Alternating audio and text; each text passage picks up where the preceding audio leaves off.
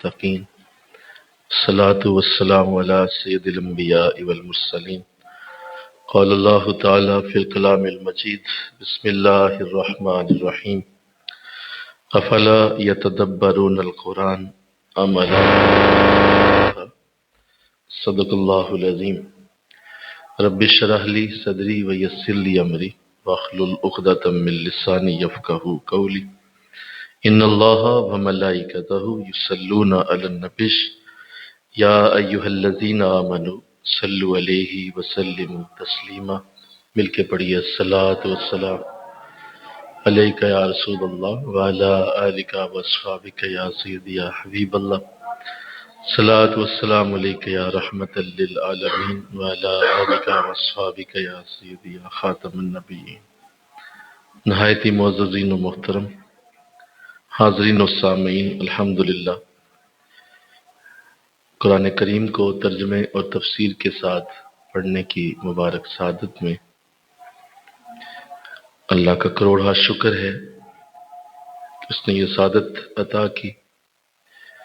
آج انشاءاللہ العزیز سورہ روم کی اگلی آیات پڑھی جائیں گی۔ شیشے بند کر دیں۔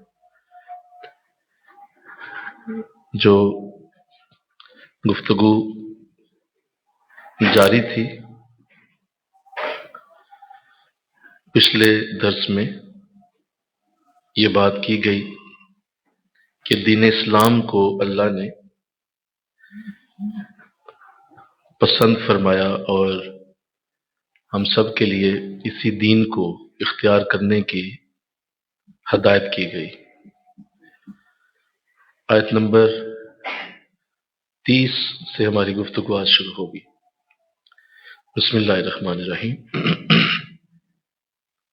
فَأَقِمْ وَجْهَكَ لِلدِّينِ حَنِيفًا فِطْرَتَ اللَّهِ الَّتِي فَطَرَ النَّاسَ عَلَيْهَا لَا تَبْدِيلَ لِخَلْقِ اللَّهِ ذَلِكَ الدِّينُ الْقَيِّمُ وَلَٰكِنَّ أَكْثَرَ النَّاسِ لَا يَعْلَمُونَ منیبین الیہ واتقوہ واقیموا الصلاۃ ولا تکونوا من المشرکین من الذین فرقوا دینہم وکانوا شیعا کل حزب بما لدیہم فرحون وَإِذَا مَسَّ النَّاسَ ضُرٌّ دَعَوْا رَبَّهُمْ مُنِيبِينَ إِلَيْهِ ثُمَّ إِذَا أَذَاقَهُم مِّنْهُ رَحْمَةً إِذَا فَرِيقٌ مِّنْهُم بِرَبِّهِمْ يُشْرِكُونَ۔ صدق اللہ العظیم۔ ترجمہ سماعت کیجیے۔ آیت نمبر 30۔ پس آپ اپنا رخ دین اسلام کی طرف پوری یکسوئی سے کر لیجئے اور مضبوطی سے پکڑ لو اللہ کے دین کو جس کے مطابق اس نے لوگوں کو پیدا فرمایا۔ اللہ کی تخلیق میں کوئی رد و بدل نہیں ہو سکتا، یہی سیدھا دین ہے، لیکن اکثر لوگ اس حقیقت کو نہیں جانتے۔ اے غلامان مصطفیٰ، تم اپنا رخ اسلام کی طرف پھیر لو، اللہ کی طرف رجوع کرتے ہوئے، اور اس سے ڈرو اور نماز قائم کرو اور ان مشرکوں میں سے نہ ہو جاؤ جنہوں نے اپنے دین کو پارا پارا کر دیا اور خود گروہ در گروہ ہو گئے۔ ہر گروہ جو اس کے پاس ہے اسی پر خوش ہے۔ یہ بڑی خوبصورت گفتگو ہے جو کی گئی۔ ایک تو یہ واضح کیا گیا کہ اپنا رخ دین اسلام کی طرف پوری یکسوئی سے پھیر لیا جائے۔ اللہ نے ہم انسانوں کے لیے، چونکہ وہ خوب جانتا تھا کہ میرے بندے کس چیز کی خواہش رکھتے ہیں اور میرے بندوں کی اصل ضرورت کیا ہے، چونکہ اسی نے ہمیں بنایا ہے، ہمارا تخلیق کرنے والا وہی ہے، تو وہ خوب جانتا ہے کہ ہمارے لیے کون سی وہ آرزو ہے، کون سی خواہش ہے جو ہم بندوں کی وہ پوری کرنے کی اپنی بارگاہ سے رحمت اتارتا ہے۔ تو اللہ نے ہم انسانوں کی زندگی کے لیے ایک پورا لائحہ عمل بنایا۔ چونکہ ہم نے کچھ وقت کے لیے یہاں زمین پہ رہنا ہے، کسی کو اللہ نے 20 سال دیے، کسی کو 30 دیے، کسی کو 50 دیے، کسی کو 60، کسی کو 80 سال۔ تو جتنے وقت کے لیے اس نے یہاں زندگی گزارنی ہے، تو اللہ نے اپنے بندوں کو زندگی گزارنے کا طریقہ بھی عطا فرمایا، اور بتا دیا گیا کہ تم نے اگر میرے مطابق اپنی زندگی کو گزارنا ہے تو یہ اس کے اصول ہوں گے، یہ اس کا طریقہ ہوگا۔ تو لہذا اللہ نے اس لیے دین اسلام کو ہم سب کے لیے پسند فرمایا، اور قرآن میں اس کا اظہار بھی فرما دیا گیا کہ اللہ نے تمہارے لیے دین اسلام کو پسند کر لیا ہے۔ تو یہ دین جو مجھے اور آپ کو اللہ نے دیا ہے، یہ ہماری زندگیوں کا اوڑھنا بچھونا ہے، اور یہ ہم سب کی زندگیوں میں لازمی جز ہے، اور ہم اپنے آپ کو شتر بے مہار کی طرح نہیں رکھ سکتے۔ یا ایسا نہیں ہو سکتا کہ ایک انسان اٹھے، صبح اٹھے اور پھر سارا دن وہ اپنی مرضی سے گزار کے تو شام کو سو جائے۔ یہ طریقہ نہ اللہ کو پسند ہے، نہ اس کے دین کا حصہ ہے، اور نہ ہی اس کے محبوب کو یہ چیز پسند ہے۔ ہم مکلف لوگ ہیں، یعنی ہمیں کسی چیز کا پابند کیا گیا ہے، اور ہم پابندیوں کے ساتھ زندگی گزاریں گے تو ہی اللہ ہم سے خوش ہوگا۔ کوئی یہ کہے جی مجھے یہ پابندیاں پسند نہیں ہیں، لہذا میں بے دین رہنا چاہتا ہوں، مجھے آپ آزاد کر دیں، نہ میں کوئی نماز ادا کروں، نہ میں کوئی اور میں کسی پابندی میں جاؤں، نہ روزے رکھوں، نہ میں کوئی زکوٰۃ حج کروں، میں اپنی مرضی سے زندگی گزارنے آیا ہوں۔ تو اگر کوئی ایسا سوچے گا تو اس کے لیے سوائے رسوائی، سوائے پریشانی اور مصیبت، اور آخر میں حشر کے دن کی تکلیف کے اور کچھ نہیں ہے۔ ہم نے ہر صورت کچھ پابندیوں کے ساتھ زندگی میں رہنا ہے، اور وہی پابندیاں ہمارے لیے آخرت کی عزت بننے کا سبب بنیں گی، وہی پابندیاں ہمارے لیے رحمتوں کا، کرم کا، فضل کا ذریعہ بنیں گی۔ اور اگر کوئی چاہتا ہے کہ وہ ان پابندیوں سے الگ ہو کے زندگی گزارے، اس کو یہ سمجھنا چاہیے کہ ایسا نہیں ہو سکتا۔ یہ ممکن بولو نہیں ہے، یہ ہو ہی نہیں سکتا۔ تو اس لیے بزرگوں نے ایک بڑی خوبصورت بات کہی ہے کہ یہ جو دین ہوتا ہے، یہ اصل میں تمہارے پاؤں کی بیڑی ہے، یہ تمہارے پاؤں باندھ دیے گئے ہیں، یہ تمہارے ہاتھ باندھ دیے گئے ہیں، یہ تمہارے منہ کو باندھ دیا گیا ہے، یہ تمہاری آنکھوں کے اوپر بند باندھا گیا ہے، یہ تمہارے کانوں کے اوپر بند باندھا گیا ہے، اور ان تمام چیزوں کا نام دین ہے۔ کہ تم نے اپنی آنکھیں، اپنے کان، اپنے ہاتھ، اپنے جسم کے اعضاء، ہمارے ہاتھ پاؤں، یہ سب ہماری پابندیوں کے اندر ہیں۔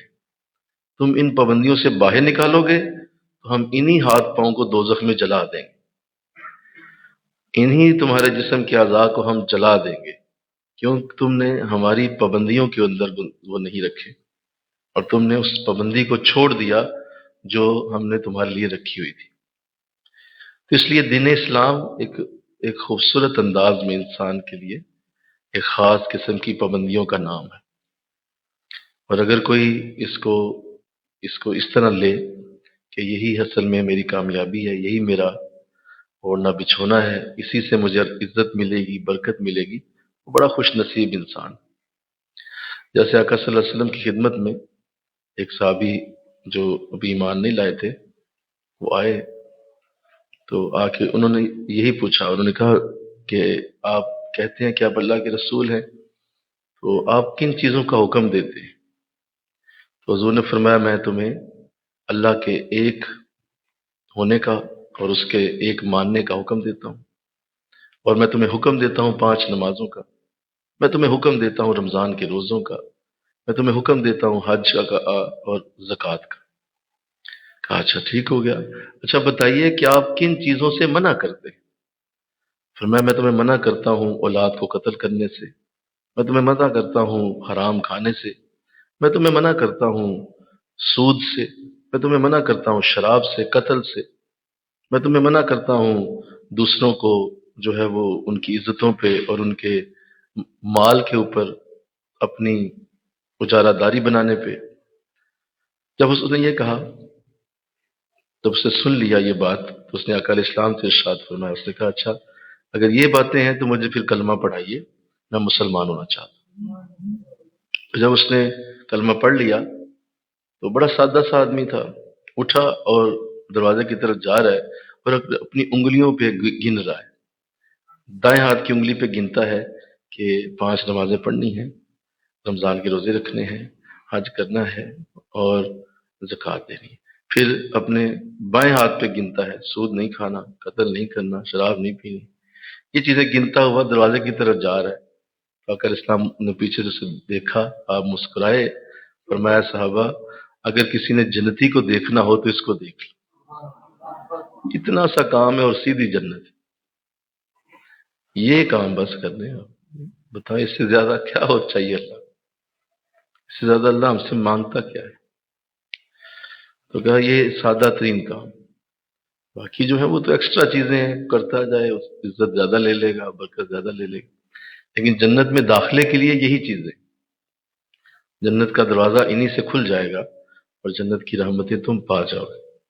اس لیے دین جو ہے یہ ایک خاص قسم کی پابندی کا نام ہے، اور اگر کہ اس پابندی کو پوری طرح سے اپنے اوپر لاگو کر لیتا ہے تو اس کے لیے پھر آگے معاملات میں اللہ بڑی آسانیاں پیدا کر دے گا، کیونکہ دین اس کا پسندیدہ ہے۔ قرآن میں اللہ نے ایک اور جگہ بڑا خوبصورت اس کو یوں بیان کیا کہ اے ایمان والو یا ایھا الذین آمنوا ادخلوا فی السلم کافہ، اے ایمان والو اسلام میں پورے کے پورے داخل ہو جاؤ،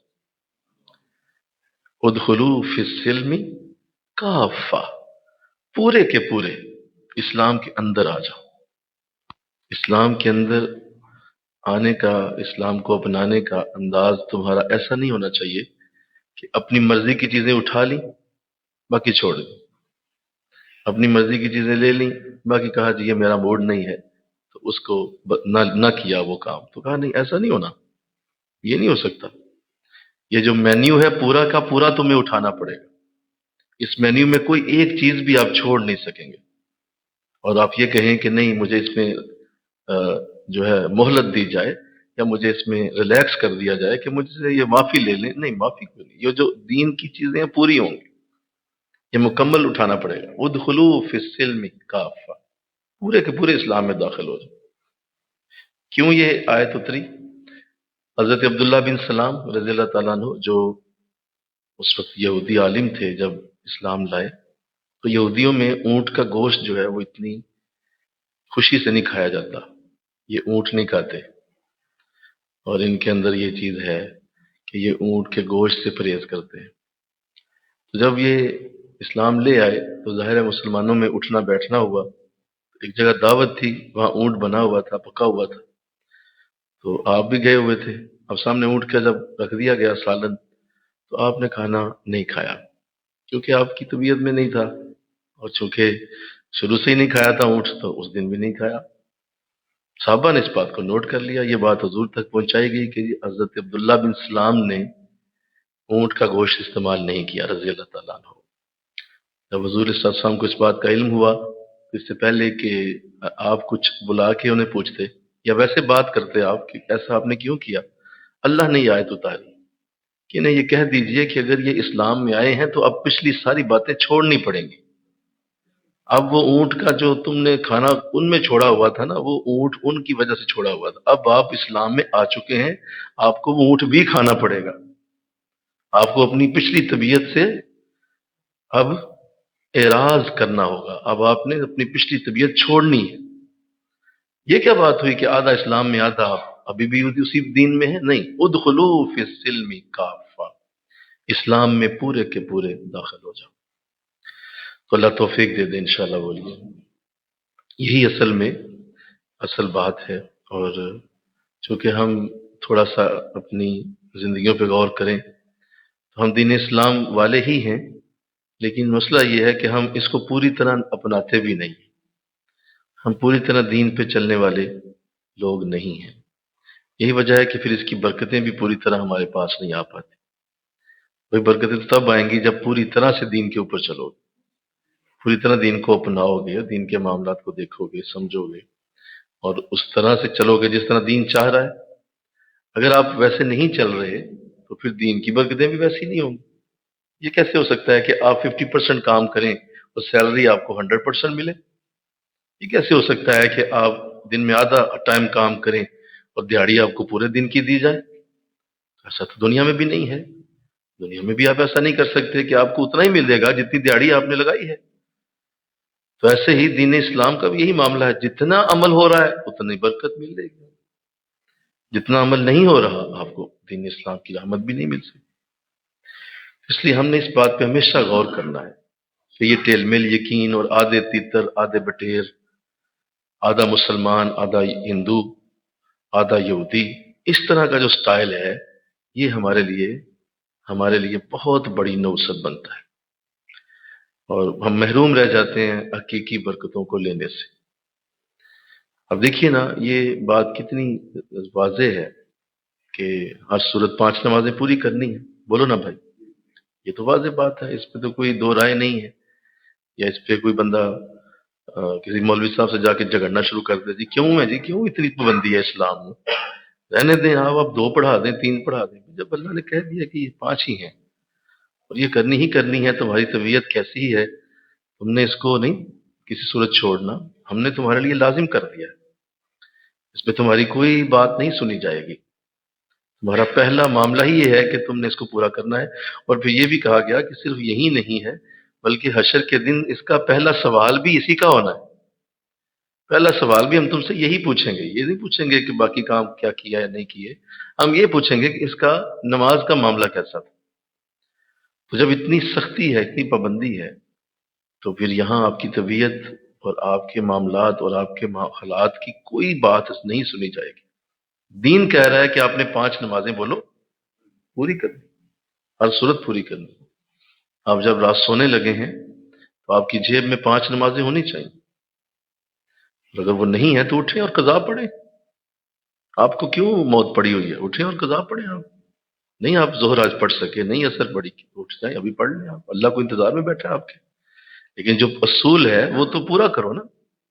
کوئی بات نہیں، چھوڑ دیا تو کیا ہو گیا، رہنے دے، یہ جو آپ نے کر دیا ہے اب اس پہ وہ ساری کی ساری برکتیں واپس ہو گئی۔ اب اگلے دن بھی معاملات خراب ہی رہیں گے، کیوں؟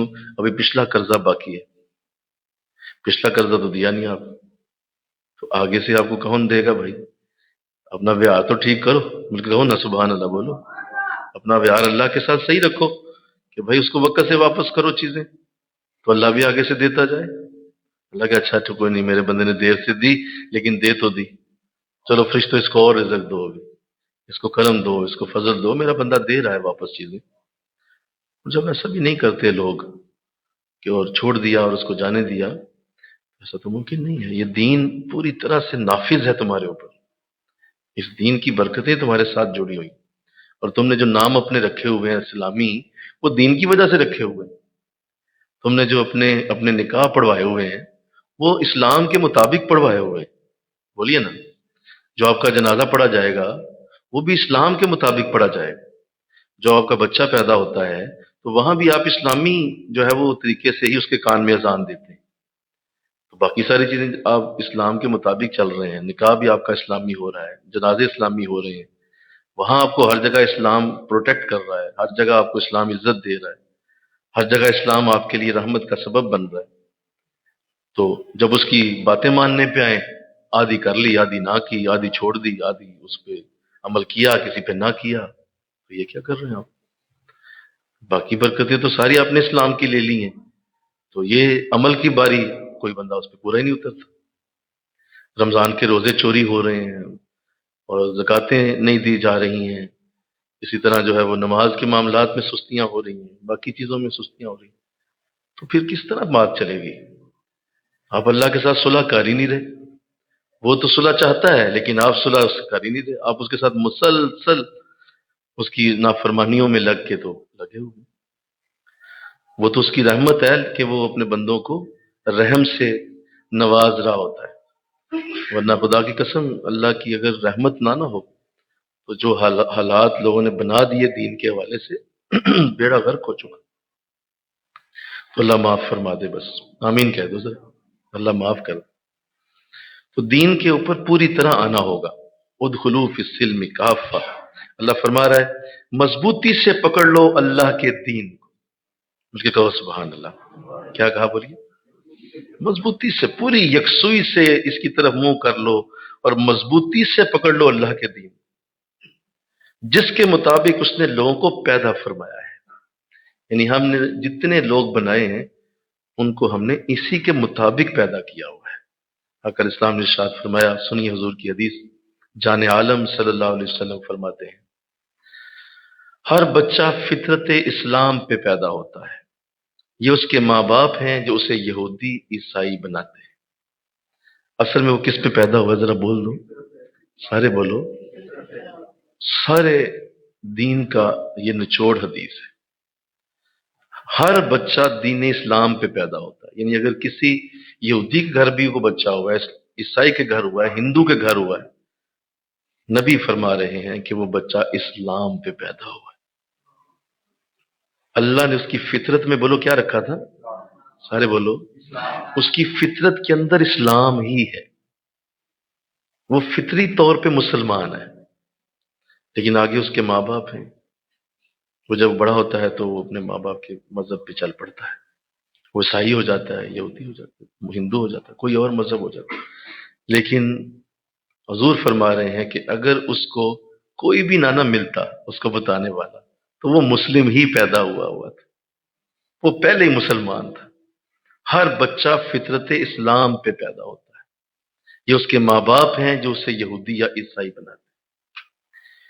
تو بالکل اسی طرح ہر ہمارے گھروں میں بھی بچے فطرت اسلام پہ ہی پیدا ہوتے ہیں. یہ اس کے ماں باپ ہیں جو اسے بے نماز بنا دیتے ہیں. یہ اس کے ماں باپ ہیں جو اسے بے دین بنا دیتے ہیں. یہ اس کے ماں باپ ہیں جو اس کو برا ماحول دے کے تو اس کی برائی کی طرف اس کا رجحان پیدا ہو جاتا ہے. ورنہ حضور فرما رہے ہیں ہر بچہ دین اسلام پہ پیدا ہوتا ہے. یہ تمہارے گھر کا ماحول ہے، تمہارے گھر کے انداز ہے، تمہارے ماں باپ کے انداز کہ وہ تمہیں کدھر لے گئے. تو اس لیے اس بات کو ذہن نشین کیا جائے کہ یہ دین اسلام ہماری بھلائی کے لیے اتارا گیا ہے، اور اس میں ہماری عزتیں ہیں، ہماری برکتیں، ہماری رحمتیں ہیں. آپ دیکھیے اگر اسلام کے سارے اصولوں کو ایک ایک کر کے دیکھا جائے تو آپ دیکھیے گا کہ یہ کس قدر خوبصورت انداز میں رب نے اس کے اندر برکتیں رکھی ہوئی ہیں. کیا خوبصورت بات کی. فرمایا کہ جس کے مطابق لوگوں کو پیدا کیا اس میں کوئی رد و بدل نہیں ہو سکتا. اللہ فرما رہا ہے کوئی اس کو بدل نہیں سکتا. کوئی 5 نمازوں کی 6 نمازیں نہیں بنا سکتا. کوئی 30 روزوں کے 31 روزے نہیں بنا سکتا. حج 9 ذوالحج کے علاوہ کسی اور دن نہیں ہوگا. زکوٰۃ 2.5 روپے ہی رہے گی 100 روپے کے پیچھے.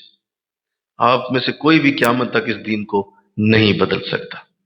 یعنی اس کو اتنا مضبوط کر دیا گیا ہے کہ اس میں رد و بدل ممکن بولیے نہیں. کوئی رد و بدل نہیں کیا جا سکتا. یہ ہم نے فکس کر دی چیزیں، یہ اسی طرح رہیں گی اور اس کو کوئی بھی کسی طرح بھی بدل نہیں پائے گا. اور آگے فرمایا یہی سیدھا دین ہے. کیا بول دو؟ تعریف کیا، کہا یہ سیدھا دین ہے. اس میں کوئی کجی نہیں ہے، کوئی اس میں شک نہیں ہے. اس دین کے اندر کوئی تمہارے لیے رکاوٹ نہیں ہے. یہ سیدھا دین. روزانہ 5 نمازیں ہوں گی، رمضان آئے گا روزے ہوں گے، حج آئے گا حج ہوگا، عمرہ آئے گا عمرہ ہوگا، زکوٰۃ کا وقت آئے گا زکوٰۃ دی جائے گی. سیدھا دین ہے بھائی. وہ راستہ بالکل سیدھا ہے. کوئی اس میں ہم نے موڑ تو رکھا نہیں کہ اچھا نہیں آج اس سال میں روزے 15 ہو جائیں گے، اس سال میں نمازیں 3 ہو جائیں گی، اس سال میں نماز، ایسا تو ہے ہی نہیں. پہلے دن سے تمہاری آخری زندگی تک دین یہی رہے گا. یہ سیدھا دین ہے، یہ درست ہے، یہ اپنی جگہ پہ ایک قائم ہے اور ہم نے اس کو اسی طرح رکھا ہوا ہے. لیکن آگے جو بات کر دی، لیکن اکثر لوگ اس حقیقت کو نہیں جانتے. اکثر لوگ اس حقیقت کو ہی نہیں سمجھتے کہ یہ سیدھا دین تھا. اگر میں اس پہ چلتا رہتا تو میری زندگی بھی سیدھی رہتی، میرے معاملات بھی بولو سیدھے رہتے. آپ دیکھیے نا، آپ کو اگر اس کا اندازہ ہو کہ آپ سیدھے راستے پہ جب چل رہے ہوتے ہیں، ایک سیدھی سڑک ہوتی ہے، اس میں آپ کو کتنی آسانی ہوتی ہے چلنے میں. آپ کی گاڑی کی رفتار بھی ٹھیک رہتی ہے، آپ کی پیٹرول بھی مناسب انداز میں چل رہا ہوتا ہے، آپ بھی ریلیکس ہو کے ڈرائیو کر رہے ہوتے ہیں، وہ سیدھی سڑک ہے، نہ لیفٹ ہے نہ رائٹ ہے، نہ کوئی موڑ ہے نہ کوئی جمپ ہے، اب سیدھا سڑک پہ جانے بتائیں کتنا ریلیکس ہو کے چلتے ہیں۔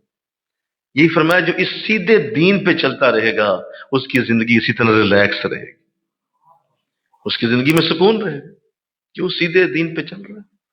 تسلی رکھو، باقی آزمائشیں اللہ کی طرف سے آتی ہیں، وہ آتی رہتی ہیں، وہ دکھ تکلیف ساتھ ساتھ ہے زندگی میں، لیکن آپ یہ کہیں کہ زندگی کوئی مطلب بہت بڑی پریشانی کا شکار ہو جائے کہ ایسا نہیں ہوگا، کیوں؟ دین سیدھا ہے، آپ سیدھے دین پہ چل رہے ہیں، اور اگر آپ اسے ذرا بھی چھوڑیں گے اس رستے کو تو ساتھ ہی کھائیاں ہیں، ساتھ ہی بہت زیادہ گہرائیاں ہیں، پھر ہلکا سا جو ہے وہ ادھر ہلکا سا گاڑی ادھر گئی وہ 1000 فٹ نیچے گرے گی، ڈرائیور بھی گیا، سواریاں بھی گئیں، کوئی بھی نہیں بچے گا، کیوں؟ آپ نے سیدھے رستے کو چھوڑ کے آپ لیفٹ کیوں ہوئے؟ آپ رائٹ کیوں ہوئے؟ آپ کو کہا گیا تھا سیدھا جانا ہے آپ نے، یہ سیدھا دین ہے، مجھے کہو نا سبحان اللہ بولو، یہ سیدھا دین ہے، آپ لیفٹ رائٹ کیوں ہو رہے ہیں؟ چلیں آپ سیدھے دین پہ، وقت آ گیا ظہر کا ادا کریں، وقت آ گیا عصر کا ادا کریں، وہ سیدھا دین ہے، اس میں کیا پوچھنے کی ضرورت ہے؟ اپنی عقلیں دوڑاتے پھرتے ہیں لوگ، اپنی عقلوں کے پیچھے بھاگ رہے ہوتے ہیں، لہٰذا ساری زندگی اسی طرح گزر جاتی۔ حضرت سلیمان علیہ السلام کی وہ بات سن لیجئے کہ یہ کتنا ضروری ہوتا ہے کہ جب اللہ کسی بات کا حکم دے دے اور اللہ کسی بات کے اوپر چلا دے۔ حضرت سلیمان علیہ السلام چونکہ ہواؤں پہ حکومت تھی، اور آپ جب بھی کہیں جانا چاہتے تھے تو آپ کے پاس ایک کارپیٹ ہوتا تھا، وہ آ جاتا اور آپ اسے حکم دیتے بھائی ہوا میں مجھے چھوڑا فلاں جگہ پہ، آپ اس پہ سوار ہو جاتے، وہ ہوا میں اڑتا اور جہاں پہ آپ نے جانا ہوتا وہاں اسے آپ کو وہ اتار دیتا۔ تو یوں ہی آپ تشریف لے جاتے، پوری زمین پہ حکومت تھی، لہٰذا اس لیے بڑی تیز سواری تھی آپ کی، یہ بہت تیز تھا، تو آپ اسی پہ جایا کرتے۔ ایک دن ایسے ہی ہوا تو کہیں جانا تھا تو آپ نے اسے حکم دیا بھی اسے بلاؤ، کارپیٹ آ گیا، آپ بیٹھ گئے، ہوا میں اڑنے لگا۔ تھوڑی دور ابھی گئے ہیں تو کیا دیکھتے ہیں کہ وہ جو کارپیٹ ہے وہ تھوڑا سا ٹیڑھا اڑ رہا ہے، اس کی جو اس کی جو اڑنے کی جو ترتیب ہے وہ تھوڑا سا ٹیڑھا ہے۔ تو آپ نے اسے کہا، آپ نے کہا آج تو سیدھا کیوں نہیں ہے، تیرے اندر یہ ٹیڑھا پن کیوں آ گیا، خیریت ہے، کیا وجہ ہے؟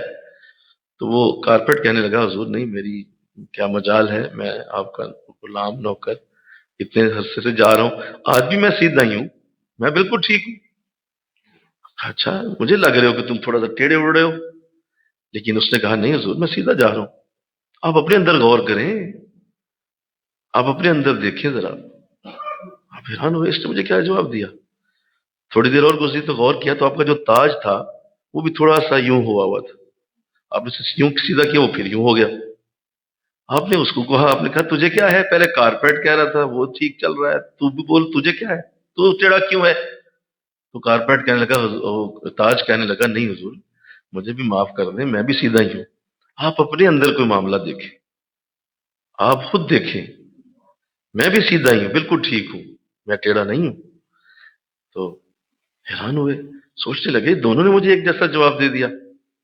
سوچ سوچ کے یاد آ گیا کہ ہاں اللہ کا ایک حکم آیا تھا کل، کیا سلیمان یہ کام کیجئے، تو بس انسان ہوں نا، بشر بھی تو ہوں، ساتھ بھول گیا، یاد نہ رہا تو میں وہ کام نہیں کر سکا، فوراً اسی وقت ہاتھ جوڑ دیے، کہا مولا مجھے معاف فرما دے، میں بھول گیا، ابھی اتروں گا، اتر کے پہلے وہ حکم پورا ہوگا جو آپ نے مجھے دیا ہوا تھا، میں اسے پورا کر دوں گا، ابھی چونکہ راستے میں ہوں میں اس لیے وہ عمل نہیں کر سکتا، لیکن مجھے معاف کر دیں، مجھے یاد آ گیا واقعی وہ آپ کا کام تھا، آپ نے مجھے حکم دیا ہوا تھا، میں اترتے ہی پورا کروں گا۔ جو ہی آپ نے یہ کہا وہ کارپیٹ بھی سیدھا ہو گیا اور وہ تاج بھی سیدھا ہو گیا۔ اب اس کو نا ذرا کسی طرح نا آرام سے بیٹھ کے نا تسلی سے کسی جگہ کرسی پہ، صوفے پہ، زمین پہ چونکہ علیحدہ مار کے بیٹھ کے سوچیں یہ بات۔ حضرت مولانا روم فرماتے ہیں کہ اسی طرح حالات ٹیڑھے نہیں ہوتے، حالات اپنے حساب سے سیدھے ہی چل رہے ہوتے، ہم انسان ٹیڑھے ہوتے ہیں، ہم ٹیڑھے ہو جاتے ہیں، حالات اسی طرح رہنے ہیں، حالات تو ایسے ہی رہتے ہیں نا، بولو حضرت امام حسین رضی اللہ تعالیٰ عنہ جب شہید ہوئے تھے تو وہ بھی تو حالات تھے کہ نہیں؟ کتنا سخت دور تھا۔ اصل میں ہم ٹیڑے ہوتے ہیں، ہم زمانے کو برا کہہ رہے ہوتے ہیں۔ استغفر اللہ بولو نا۔ لوگ کیا کہہ رہے ہوتے ہیں؟ زمانہ بہت برا ہے۔ زمانہ برا کہاں ہو گیا یار؟ زمانے ایسے ہی ہوتے ہیں، زمانے اسی طرح ہوتے ہیں۔ آپ اپنے اندر غور کریں، آپ کیا ہیں؟ تو خود اپنی ڈیوٹی پوری نہیں کرنی، زمانے کو برا کہتے رہو، اپنا کام کوئی پورا نہیں کرنا۔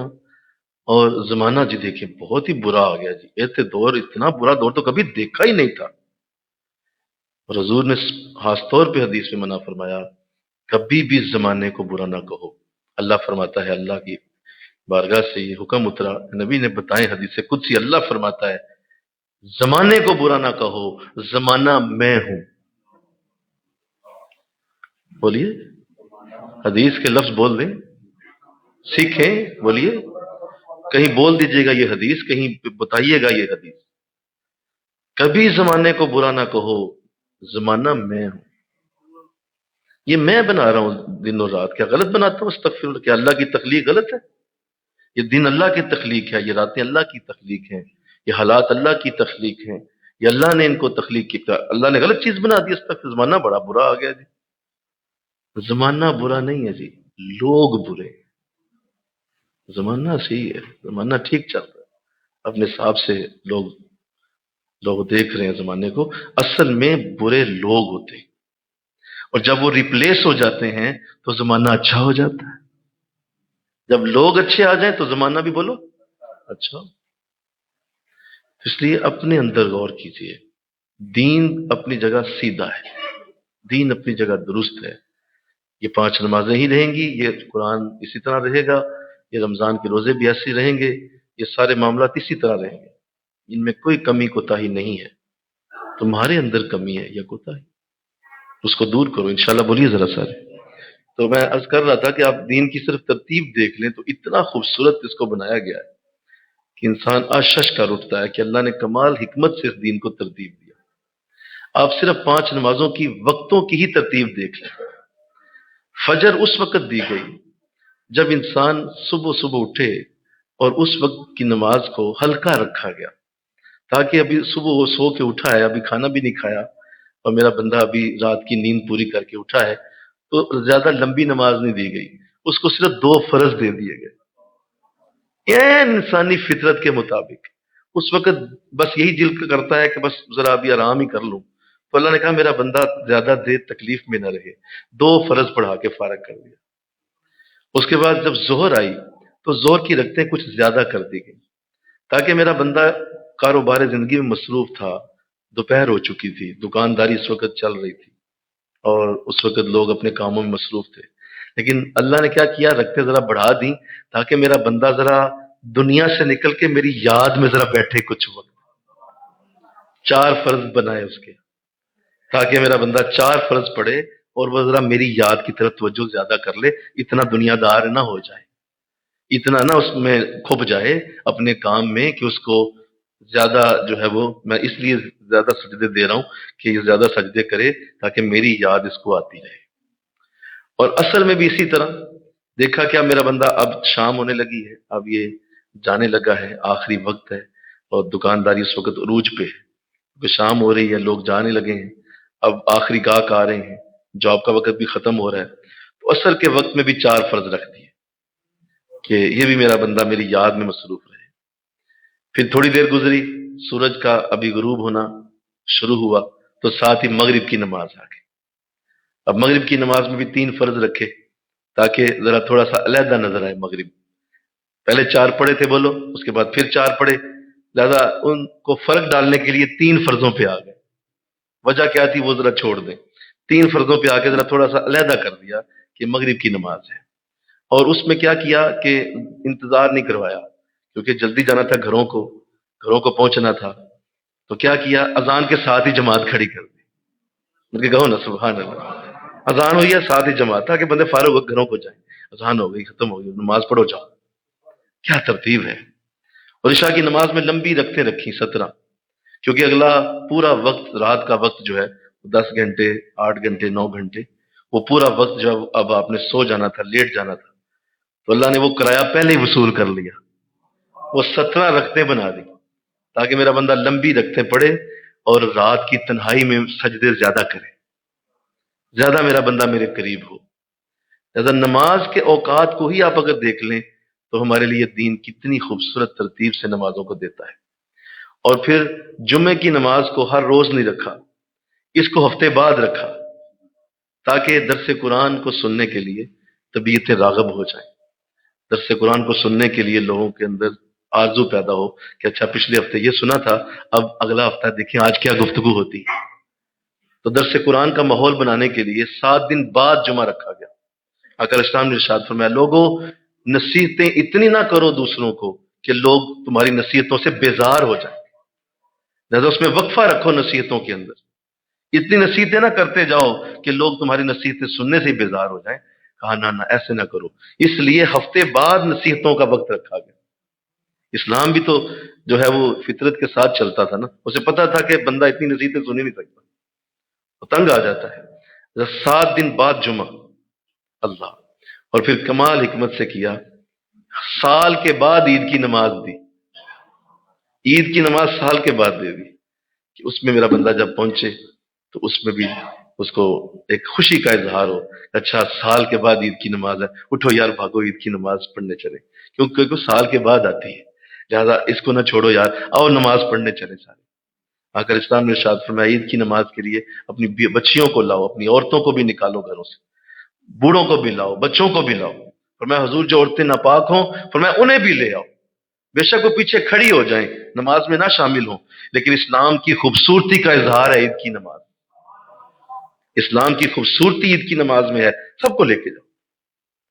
تو کیا خوبصورت، مل کے کہو نا سبحان اللہ۔ یہ خوبصورت نمازوں کے انداز ہی دیکھ لیں آپ۔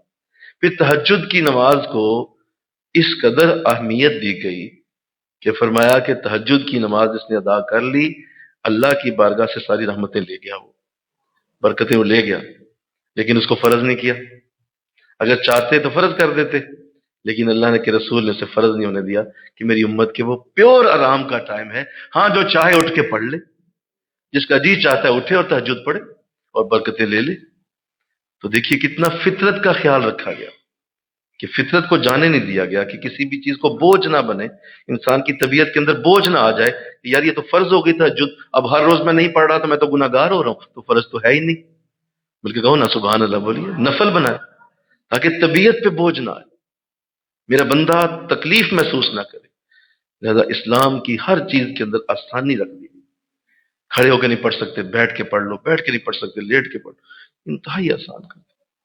وضو نہیں ہو رہا تیمم کر لو، میں کہوں نا سبحان اللہ، حد کیا ہے تمہیں بھائی، کیا تمہیں چاہیے؟ اور وضو کی بھی اگر حاجت مشکل ہو گئی تیمم کرو، آسانیاں دے دی۔ چلو کوئی حرج نہیں، اگر جماعت سے نہیں پڑھ سکے ساتھ کھڑے ہو جاؤ، کسی کے گھر میں جماعت قائم کر لو، لوگوں کے ساتھ موجود ہو، وہاں پڑھ لو، گھر میں پڑھ لو۔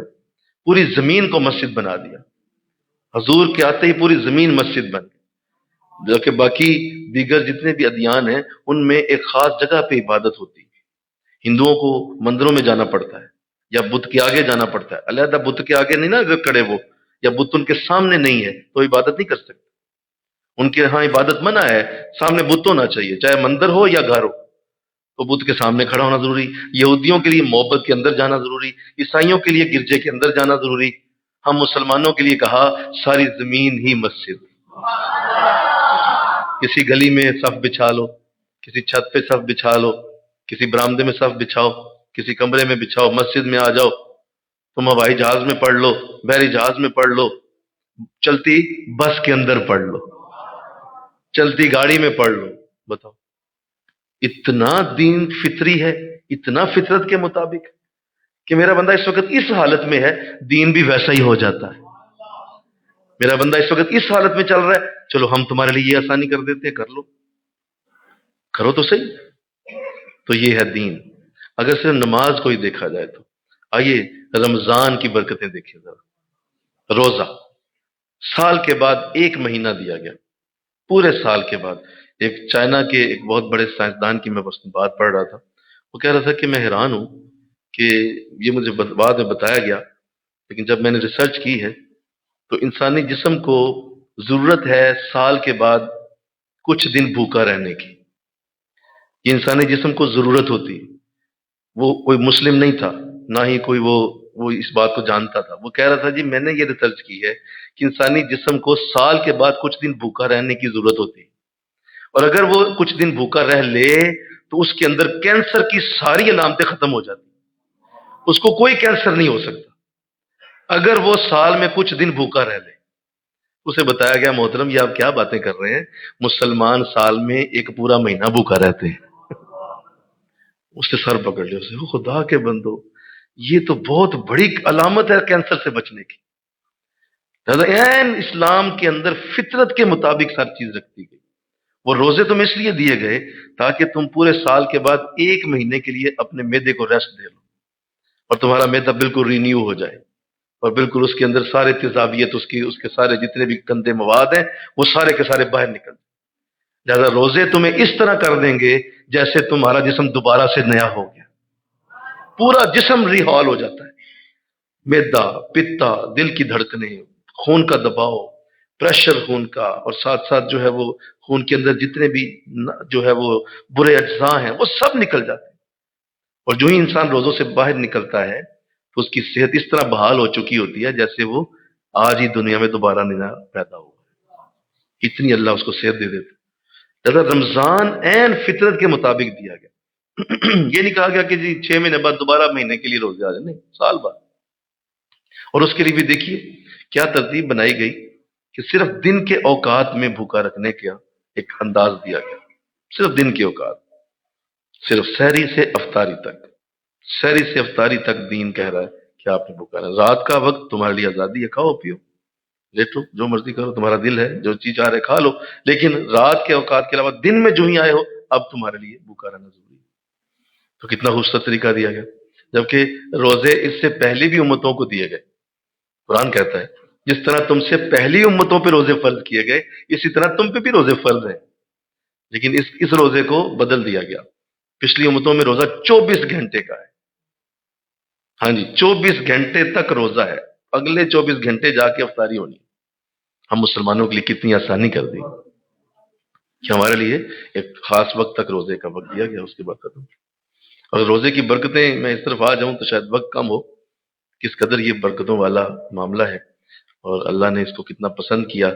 ایک حدیث سن لیجیے، آقا اسلام نے ارشاد فرمایا الصوم لی وانا اجزا بھی. اللہ فرماتا ہے روزہ میرے لیے ہے اور میں خود اس کی جزا ہوں. میں روزے کے ثواب میں کسی اور شے کو نہیں دیتا، میں خود خدا ہی اسے مل جاتا ہوں. اتنی عزیز چیز ہے روزہ این فطرت کے مطابق. اس کے بعد دیکھیے حج. حج کے لیے کسی کو تکلیف نہیں دی ہے میرے رب نے، کسی کو تکلیف نہیں دی. فرمایا من استطاع الیہ سبیلا، جس کے پاس استطاعت ہے وہ آ جائے حج کرنے کے لیے. اور کسی کو میں کچھ نہیں کہوں گا، بس استطاعت والے ضرور آئیں، حج کریں آ کے میرے گھر کا. حج البیت، میرے گھر کا حج کرو. اور سال کے بعد رکھا، ایک دن رکھا. اس ایک دن میں کہا بھائی ساری قومیں دنیا سے اکٹھی ہوں اور ایک بڑا اجتماع کرنے کے لیے میرے گھر آ جائیں. یا ایک بات کر دوں، ایمان تازہ ہو جائے گا، حج اصل میں اللہ سے ملاقات کے لیے جانے کا نام ہے. میرے بندو پورا سال کھانا کھا لیا میرا؟ جی کھا لیا. پی لیا میرا پانی؟ جی پی لیا. میرے دیے ہوئے بچے، میری دی ہوئی روزی روٹی، گھر بار، مولا سب کچھ کہا آؤ مجھے مل لو، آ کے ذرا آؤ ذرا مجھ سے بھی ذرا سا سلام دعا ہو جائے، میں ہی دے رہا ہوں.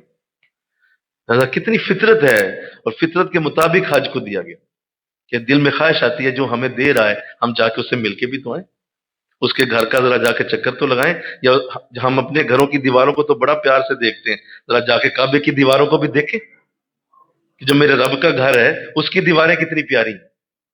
تو دل میں خواہش ہوتی ہے کہ نہیں ہوتی ہے؟ تو فطری طور پہ حج دیا گیا کہ اچھا پورا سال گزر گیا ہے، میرے بندے آؤ مجھے ملو، آ کے مل کے کہو سبحان اللہ. بڑی اعلیٰ برکت دی گئی. اور پھر دیکھیے انسان چونکہ سارا سال کماتا رہتا ہے اور مال جمع کرتا رہتا ہے تو کہیں مال کی محبت دل میں نہ آ جائے. اور یہ مال کی محبت بہت بری محبت ہے. اگر اسلام نے ارشاد فرمایا میری امت کا فتنہ مال ہے. میری امت کا فتنہ بولو مال ہے. یہ مال میری امت کے اندر لوگوں کو برباد کر دے گا. لہذا مال کی محبت کو کم کرنے کا ایک پورا ذریعہ دیا گیا زکوٰۃ کی شکل میں۔ نکالو پیسے اپنے اور صدقات دو، زکوٰۃ دو، اللہ کے راستے میں خرچ کرو، غریبوں پہ لگاؤ، مسجدوں میں پیسہ لگاؤ، اپنے ارد گرد دیکھو جو ضرورت مند ہے اس کو مال دو۔ یہ جمع کر کر کے رکھنا ہے نا، اوہ ویل لکل ہمزۃ لمزہ، اس کے لیے تباہی ہے جو مال جمع کر کے رکھتا ہے۔ ویل اس کے لیے دوزخ کی ویل ہے، ہم ویل کے اندر پھینکیں گے جو مال جمع، الذی جمع مالا وعددہ، جو مال جمع کرتا رہتا ہے اور گنتا رہتا ہے اس کو بس بیٹھ کے، کیا بس گنتا رہتا ہے، اچھا اتنے اکاؤنٹ میں آ گئے، اتنے آگے، کیا بات ہے، کتنے پیسے آج جمع ہو گئے، یہ گننا تمہیں بڑا پسند ہے، الذی جمع مالا وعددہ، یہ جو تم گنتے ہو نا، ہم اس کو نہیں پسند کرتے، یہ مال کا گننا۔ اس لیے بزرگ فرماتے ہیں اللہ تمہیں طبیعت دے یا ایسی طبیعت دے، اللہ جتنا بھی تمہیں مال دے دے، ذرا گننے سے پرہیز کیا کرو، انشاءاللہ بولو نا، چھوڑ دیا کرو، کہا ٹھیک ہے یار پڑے رہے پڑے، ٹھیک ہے، لاکھ ہے 1.5 لاکھ ہے، گن پر ٹھیک ہے ہو گیا یار۔ یہ گن گن کے تھوک لگا لگا کے جو گنتے ہو نا، یہ نفرت ہے ہمیں اس بات۔ ہاں ٹھیک ہے تھوڑا سا گن لیا سائڈ پہ رکھو، پھر گنتا ہے، اچھا کتنے ہیں، پھر گنتا ہے، پھر گنتا ہے، یہ جو ہے نا تمہارے لیے بربادی ہے۔ تو اس لیے چونکہ مال کی محبت دل میں آ گئی تو رہا ہی کچھ نہیں، تو اللہ نے اس لیے زکوٰۃ دی، مل کے کہو نا سبحان اللہ، صدقات دیے، نکالو۔ بلکہ قرآن میں لفظ جو ہے نا اس حوالے سے وہ اتنے بڑے ہیں کہ جب اللہ نے اپنے نبی کو حکم دیا ہے تو وہاں لفظ میں آپ کو سنا دیتا ہوں تاکہ آپ کا ذہن قرآن کی اس آیت کے اوپر لگا رہے اور ذہن میں رہے کہ اللہ نے اس پہ کتنی سختی فرمائی ہے۔ وہاں لفظ ہے خذ من اموالہم من الصدقہ، اے نبی ان کے مالوں کو خود پکڑو ہاتھوں سے، ان کی جیبوں میں ہاتھ ڈال دو۔ خذ من اموالہم من صدقہ، یہ صدقے نہیں دے رہے، ان کے ہاتھوں کو نا تم دیکھو، خود ان کے ہاتھوں ان کی جیبوں میں ہاتھ ڈال دو، نکالو ان میں سے پیسے، خود نہیں دیں گے۔ یہ صحابہ کا معاملہ ہے، بولیے نا، تو میں اور آپ کب دینا چاہتے ہیں؟ کون دینا چاہتے؟ کوئی بھی نہیں دینا۔ کسی کو مال کا کہہ کہ دیکھیں ذرا کوئی دین کے لیے 10 روپے، وہ بھی پھٹے ہوئے پکڑا دے گا تجھے، کیوں نہیں دیتا کوئی بھی؟ خذ من اموالہم، اے نبی تم ان صحابہ کے ہاتھوں کو نہ دیکھیے، خود آپ ان کی جیبوں میں ہاتھ ڈالیں۔ اس لیے اگر کوئی علامہ صاحب کچھ سختی کر رہے ہو نا تو ان کو باتیں نہ کیا کریں، یہ اللہ کا حکم ہے۔ یہ نہ کہا کریں دیکھیں جی علامہ صاحب بہت پیسے مانگتے ہیں، اور کی کرن آپ خود تو دیتے نہیں ہیں، خود تو کوئی اس پہ غور ہی نہیں کرتا، تو کیا کریں بھائی؟ قرآن نے کہا خذ، اٹھیے ہاتھ ڈالیے ان کی جیبوں میں، یہ نہیں دیں گے خود۔ اس لیے صدقات کو دیتے رہا کرو، انشاءاللہ بولو نا، رغبت سے دیا کرو، رغبت سے، خوشی سے دیا کرو، تاکہ مال کی محبت دل میں جمع نہ ہو جائے۔ بچوں کو بھی اس کی ترغیب دیا کرو، بچوں کو بھی کہو کرو میرے بچوں خود 2 ہاتھوں سے دیا کرو اللہ کے راستے میں۔ اللہ کے راستے میں دینا یہ تمہارے لیے عزت کا سبب ہوگا، نہ اس کو روکو۔ تو عین فطرت کے مطابق کہا، کوئی مانے نہ مانے، کوئی دے نہ دے، اگر زکوٰۃ نہ دی تو قرآن نے جہاں جہاں نماز کا ذکر کیا وہاں وہاں زکوٰۃ کا ذکر کیا۔ اقم الصلاۃ وآتوا الزکاۃ، اقم الصلاۃ وآتوا الزکاۃ، اقم الصلاۃ، مولا یہ نماز کے ساتھ زکوٰۃ، وہ نماز ہے یہ زکوٰۃ ہے؟ کہا نہ نہ، ایسا نہ سوچئے، جو نماز پڑھتا ہے زکوٰۃ نہیں دیتا دونوں ضائع کر دیں گے ہم۔ زکوٰۃ دیتا ہے نماز نہیں پڑھتا دونوں ضائع کر دیں گے۔ کٹھا ذکر ہے، اقم الصلاۃ وآتوا الزکاۃ، اقم الصلاۃ وآتوا الزکاۃ، نماز قائم کیجئے زکوٰۃ دیجئے۔ کسی کی طبیعت ہے نہیں دی، گناہ گار، سختی ہے، آپ نے کیوں زکوٰۃ نہیں دی اس سال؟ آپ کا زیور ہے، آپ کے گھر میں مال پڑا ہوا تھا، آپ کا سامان تجارت تھا، آپ کی دکان میں مال پڑا ہوا تھا، آپ کی فیکٹری میں مال پڑا ہوا تھا، پورا سال پڑا رہا ہے، آپ کی اس فیکٹری کی حفاظت ہم نے کی، ہمارے فرشتوں نے کی، ہم نے اس کا پورا ذمہ اٹھایا، آپ کا زیور جہاں پڑا ہوا تھا ہم نے اس کی حفاظت کی، ہمارے فرشتوں نے کی، کٹو پیسے ساڑھے، نکالو ہماری زکوٰۃ نکالو۔ نہیں دیں گے تو اللہ کے نبی نے فرمایا جہاں کہیں مال ضائع ہوتا ہے وہ زکوٰۃ نہ دینے کی وجہ سے ہوتا ہے، وہ مال ضائع ہو جائے گا، بول دو، وہ تمہارے کام نہیں اللہ آنے دے گا، وہ پلاٹ نکل جائے گا تمہارے ہاتھ سے، مان لو یہ بات، وہ مال نکل جائے گا، کیوں؟ اس کی زکوٰۃ نہیں دی گئی۔ اس کے لیے مال خرچ نہیں کیا گیا، اس کو نکالا نہیں گیا، لہذا زکوٰۃ کو ساتھ دے دیا، اور اس پہ کسی کی طبیعت کو نہیں دیکھا گیا۔ اس لیے اللہ جانتا تھا کہ اس میں اگر کہہ دیتا اچھا بھائی جس کا مرضی ہے زکوٰۃ دے دے، بولو تو بولو، ذرا بول دو سارے یار، میں بھی شامل ہوں، بول دو نا، کوئی بھی نہ دیتا۔ اس لیے اس پہ سختی ڈال دی گئی، 2.5 روپے ہر 100 روپے کے پیچھے لازم دینا ہے، تاکہ میرا بندہ مال کی محبت سے باہر آئے، اس کے اندر اس کا خیال ہو کہ یہ حصہ ہے غریبوں کا، یہ حصہ ہے سوسائٹی کا، معاشرے کا، یہ جہاں جہاں لوگوں کو ضرورت ہوگی وہاں وہاں لگنے چاہیے، جہاں جہاں کسی کی حاجت ہے میں اس کو دے دوں، یہ میرے مال سے نکلنا چاہیے۔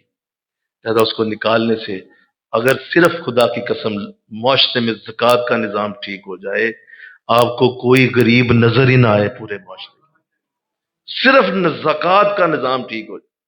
حضرت عمر رضی اللہ تعالیٰ نے اتنی سختی فرمائی، اتنی سختی فرمائی کہ آپ جو ہے وہ ڈھونڈتے تھے لوگوں کو جا جا کے اور پوچھتے تھے اس نے زکوٰۃ دی ہے کہ نہیں دی ہے، جس کا پتہ چلتا نہیں دی خود چلے جاتے تھے اور کہتے تھے نکالو نہیں تو ابھی جیل کے لیے تیار ہو جاؤ۔ اتنی سختی فرمائی کہ 6 مہینے میں لوگ ہاتھوں میں لے کے زکوٰۃ پھرتے تھے اور کوئی زکوٰۃ لینے والا نظر نہیں آتا۔ مدینہ میں اتنی امیری ہو گئی، اتنے امیر ہو گئے لوگ، لوگ کہتے ہیں زکوٰۃ حضور دے کسے بتائیں، کہا فلاں کو دے، وہ غریب آدمی، کہا حضور وہ تو خود زکوٰۃ دینے کے لیے جا رہا ہے، وہ امیر ہو چکا ہے۔ یہ پوری آپ کو جو غربت کی چکی میں پستے لوگ نظر آتے ہیں، یہ اس لیے ہیں کہ زکوٰۃ کا نظام ٹھیک نہیں۔ یہ جو لوگ اس وقت رو رہے ہیں، قرضوں میں دبے ہوئے ہیں، پورا ملک پریشان ہے، زکوٰۃ نہیں دیتے، لوگ ناپ لیتے ہیں، اور آپ دیکھ رہے ہیں کہ حالت کیا ہے۔ لہذا جہاں تک تمہاری ذمہ داری ہے اسے پورا کرو، انشاءاللہ بولیے نا۔ تو یہ دین این فطرت کا اللہ فرما رہا ہے، دین ہم نے لوگوں کے مطابق بنایا ہے، کوئی رد و بدل نہیں ہوگا، اور یہی سیدھا دین ہے، لیکن اکثر لوگ اس کو نہیں جانتے، حقیقت نہیں سمجھتے۔ ہم نے تو تمہارے لیے دیا، یہ تمہاری بھلائی کے لیے اتارا گیا، تمہاری آسانی کے لیے تمہیں دین دیا۔ تو یہ دیکھیے یہ ساری چیز، اور اسی طرح آخر میں جو چھٹا اسلام کا رکن ہے جہاد، بولو کیا؟ جہاد۔ جہاد کا مطلب یہ ہے کہ جہاں تمہیں برائی نظر آئے روکو۔ جہاد صرف وہ سرحدوں پہ گولیوں سے نہیں ہوتا، جہاد ہر شخص اپنی جگہ پہ کرتا ہے۔ جہاں برائی نظر آئے روکو، یہ تمہارا جہاد ہے۔ جہاں کوئی برا کام ہو رہا ہے اس کو آگے بڑھ کے روکو۔ فرمایا جہاں برائی نظر آئے 3 درجے، پہلا درجہ اپنے ہاتھ سے روکو، دوسرا درجہ اپنی زبان سے روکو، تیسرا درجہ نہ ہاتھ نہ زبان، اپنے دل سے برا جانو۔ تو یہ 3 درجے ہیں جہاد کے، یہ بھی کرنا ہوتا ہے۔ اور اگر آپ لوگوں کو کرنے دیں گے برائیاں تو پھر تو معاشرہ ختم ہو جائے، پھر تو ختم ہو جائے گی ہر چیز۔ اگر برائیاں اس طرح لوگ کرتے رہے اور کوئی ان کو روکنے والا نہ رہا تو پھر رہ کیا گیا، ختم ہو جانی ہر چیز۔ اس لیے جہاد چھٹا رکن ہے، وہ بھی عین فطرت کے مطابق ہے کہ جہاں کہیں برائی ہے روکیے، اس برائی کا کام کو ہونے نہ دیجیے۔ آپ کے گھر میں کیوں ہو رہا ہے، آپ کے ماحول میں کیوں ہو رہا ہے، جہاں پر آپ کا تسلط ہے، جہاں آپ کی حکومت ہے، جہاں آپ کا ہاتھ چلتا ہے، وہاں کیوں برائی کا کام ہونے دیں، آپ اس کو روکیں۔ تو یہ 6 رکن اسلام کے، مل کے کہو سبحان اللہ۔ کلمے سے تم کفر سے نکل آئے، نماز سے تم اللہ سے مل لے، اللہ، زکوٰۃ سے تم نے اپنا دل دولت سے پاک کر لیا، تم نے روزے سے اپنے جسم کی صحت لے لی، تم نے حج سے اللہ سے ملاقات کر لی۔ بتائیے سارا دین تمہارے لیے تو دیا گیا ہے، اس میں اللہ کا کیا بھلا ہے، اس میں اس کے فرشتوں کا کیا بھلا ہے؟ بتائیے اس میں اللہ کو کیا ملا؟ سارا کچھ مجھے ہی ملا، آپ کو ملا، ہم سب کو ملا۔ تو لہذا بے دین ہو جانا، بتائیے اس سے بڑی کیا اور سزا ہو سکتی ہے انسان کی کہ انسان بے دین ہو جائے اور بے دینی پہ چلتا رہے۔ حضرت قاضی ثناء اللہ پانی پتی رحمۃ اللہ علیہ کا ایک جملہ مجھے بڑا پسند ہے، اور وہ بہت خوبصورت جملہ ہے۔ آپ بڑا اچھا ایک بات آپ نے لکھی، اور اتنی پیاری بات ہے، پتہ نہیں کس موڈ میں تھے جب آپ نے وہ بولا ہوگا کہ بس اس کو لکھ دیا گیا۔ اور جہاں جہاں بھی تفسیر میں وہ بات لکھی جاتی ہے، مفسرین لکھتے ہیں آپ کی اس بات کو، تو بڑا سن کے پڑھ کے دل میں ایک خاص نور پیدا ہوتا ہے۔ اللہ کرے آپ میں بھی ہو۔ وہ سنیے، قاضی ثناء اللہ پانی پتی رحمۃ اللہ علیہ بہت بڑے مفسر قرآن تھے، انہوں نے ایک جملہ لکھا ہے، وہ فرماتے ہیں اوے وہ بھی کوئی مسلمان ہے جس کی طبیعت میں ہی مسلمانی نہیں ہے، ذرا بول دو، جس کو سکھانا پڑے، جس کو بتانا پڑے اذان ہو گئی ہے، جس کو بتانا پڑے روزے آ گئے ہیں وہ بھی کوئی مسلمان، جس کی طبیعت میں ہی مسلمانی نہیں۔ مسلمانی تو طبیعت کے اندر ہوتی ہے، یہ تو تمہارے جسم اور روح کا حصہ ہے مسلمانی۔ مسلمان بننا یہ کوئی اس طرح نہیں ہے کہ کوئی سکھائے، نہیں، یہ تو طبیعت کے اندر ہے۔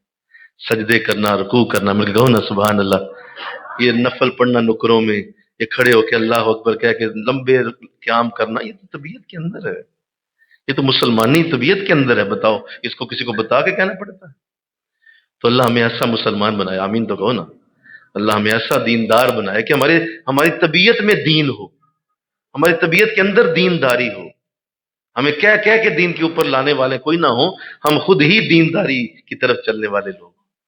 تو اللہ ہمیں ایسا بنا دے۔ اللہ اس عظیم آیت کو ہماری زندگیوں کا حصہ بنائے جو قرآن سے آج ہم نے پڑھی۔ اللہ توفیق عطا فرمائے۔ وما علینا الا البلاغ۔ سنتے ہیں